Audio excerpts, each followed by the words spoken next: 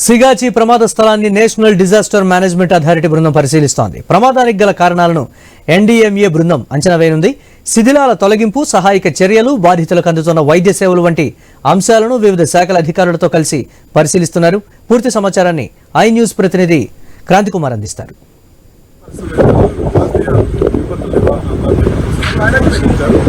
ఢిల్లీ నుంచి ఇక్కడికి చేరుకున్న నేషనల్ డిజాస్టర్ మేనేజ్మెంట్ అథారిటీ మొదటగా ఈ డంప్యార్డ్ పరిశీలించారు. డంప్యార్డ్ సిగరెట్ పరిస్థితిలో ప్రమాదం జరిగిన తర్వాత అక్కడ ఉన్న శిథిలాలను తీసుకొచ్చి ఇక్కడ డంప్ చేశారు. ఇక్కడ డంప్ చేసి ఈ శిథిలాలని వేలుడి తీవ్రతకి ఎలాంటి అక్కడ ఉన్న పరికరాలు ఎలా దెబ్బతిన్నావంటే వాటిని మొదట నేషనల్ డిజాస్టర్ మేనేజ్మెంట్ అథారిటీ సభ్యులు ఈ ప్రదేశంలో ఉన్న వాటిని ఇక్కడ నుంచి తర్వాత అక్కడికి పరిశ్రమ చేరుకున్నారు.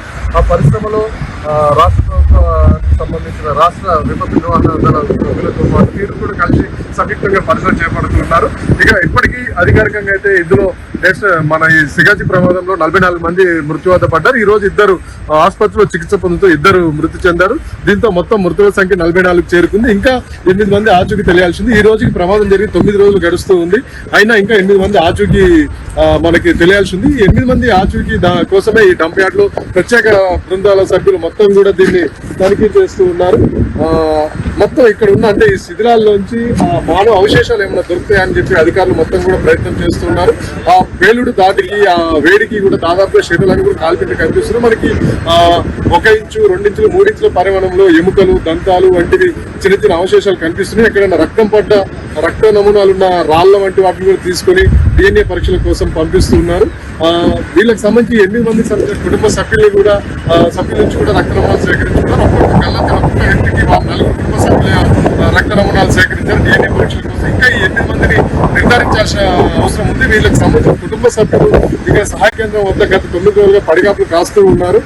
రాత్రిగా పగలనగా చిన్న పెద్ద తేడా లేకుండా వారి కోసం వారి సమాచారం కోసం ఎదురు చూస్తూ ఉన్నారు. ఇటు సహాయక బృందాలు మాత్రం ఇక్కడ ఈ శిథిలాల్లో గాలింపు చర్యలు చేస్తూనే ఉన్నారు. ఇప్పటికీ మనకి అందే సమాచారం మేరకు 100 శాంపుల్స్ సేకరించి FSL ల్యాబ్ కి పంపించినట్టు మనకు తెలుస్తూ ఉంది. ఇక ఇప్పటికీ రాష్ట్ర ప్రభుత్వం ఏర్పాటు చేసిన ప్రత్యేక నిపుణుల బృంద కమిటీ కూడా ఈ ప్రాంతాన్ని పరిశీలించింది, డంప్ యార్డ్ పరిశీలించింది. ఈ రోజు ప్రత్యేకంగా నేషనల్ డిజాస్టర్ మేనేజ్మెంట్ అథారిటీ వాళ్ళు వచ్చారు. వీళ్ళు కూడా ఇక్కడ ఈ ప్రమాదాన్ని పరిశీలించి దీనికి కారణాలు ఏంటి విశ్లేషిస్తున్నారు. భవిష్యత్తులో ఎలాంటి చర్యలు తీసుకోవాలి, ఇలాంటి ప్రమాదాలను నివారించడానికి ఎలాంటి చర్యలు తీసుకోవాలనేది కూడా వాళ్ళు సూచించే అవకాశం మనకు కనిపిస్తుంది. ప్రధానంగా మనం చూసుకున్నట్లయితే సిగాచి పరిశ్రమ అనేది దేశంలో 2వ అతిపెద్ద రాసాయనిక పరిశ్రమ ప్రమాదంగా మనం చూడవచ్చు. ఇప్పటికైతే అధికారికంగా అధికారులు చెప్తూ కానీ ప్రభుత్వం చెప్తూ కానీ మృతుల సంఖ్య 44 చేరుకుంది. ఇంకా 8 మంది గల్లంతైంది. ఈ 8 మందిని కూడా వాళ్ళు ఇంకా వాళ్ళ ఉన్నారా లేదా వారు ఏందని నిర్ధారించాల్సిన అవసరం ఉంది. 9 రోజులు గడుస్తుంది. వాళ్ళ కుటుంబ సభ్యులు కూడా వాళ్ళ జాడ ఏదో ఒకటి చెప్పండి అని చెప్పి వాళ్ళు అధికారులను ఇటు ప్రభుత్వాన్ని వేడుకుంటున్నారు. ఇది ఇక్కడ సిగాచిలో ఉన్న పరిస్థితి. కెమెరా పర్సన్ విజయ్తో క్రాంతికుమార్.